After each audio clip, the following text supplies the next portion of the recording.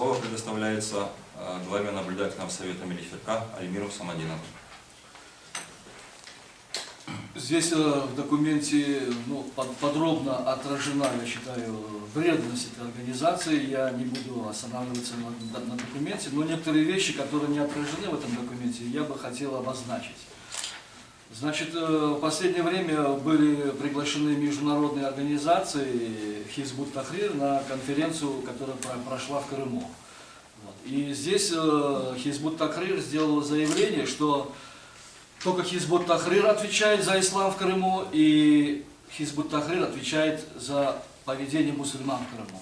Крымские татары, будучи являясь мусульманами и являясь жителями полуострова, они, получаются, соучастниками всех тех заявлений, которые сделали Хизб ут-Тахрир, соучастниками их заявлений.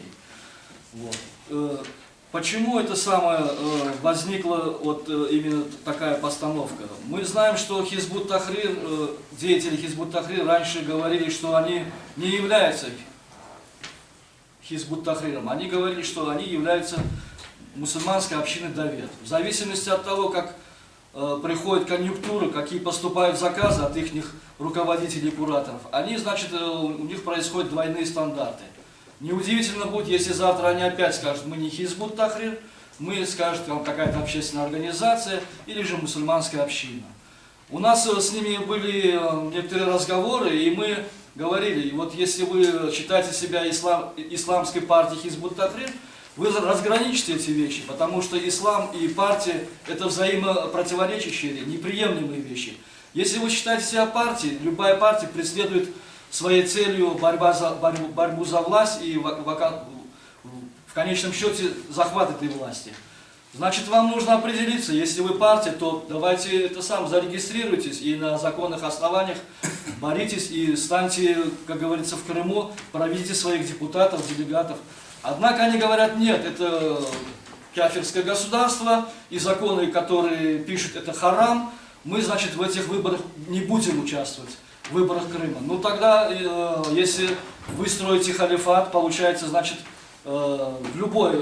если здесь законы харам, то можно поехать в любое другое государство, которое исповедует религию ислам, и там строить, пробовать, пытаться строить халифат.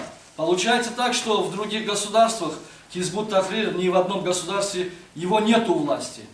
Что же выходит? Получается, что Хизб ут-Тахрир заявляет, что она партия и борется за власть, и в то же время она не присутствует ни в одной стране во власти. Получается, ей и власть не нужна. А та трактовка, что всемирный халифат – это красивая обвертка, а в конфет это нету внутри, пустота. Вот. В то же время нас настораживает то, что некоторые общественные организации, в том числе Муфтиат и Меджлис крымско-татарского народа, они на сегодняшний день только болтают о вредности Хизб ут-Тахрир. На сегодняшний день не было ни одного заявления с их стороны. Муфтиат на своем съезде, мусульманском съезде, они сделали заявление, что те земли, которые на тех землях, где находятся мусульманские общины, которые принадлежат Хизб ут-Тахрир, они должны быть переданы во владение муфтиата. Но в то же время их получается, что интересует только земли.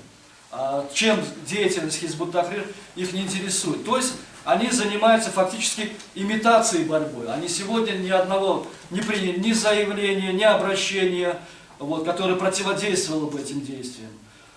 И в связи с этим у нас есть обращение, мы призываем другие организации, Муфтиат, другие общественные организации, Меджлис крымско-татарского народа, подписаться под этим. Если их не устраивает форма или какие-то моменты в этом обращении, они могут со своей стороны сделать свое обращение, свое заявление. Но мы опять-таки призываем всех крымских татар, всех, которые занимаются более-менее общественной деятельностью, обратить на это внимание. Потому что завтра, этот вирус, он обрел такую форму, что завтра уже будет поздно с ним бороться. Спасибо.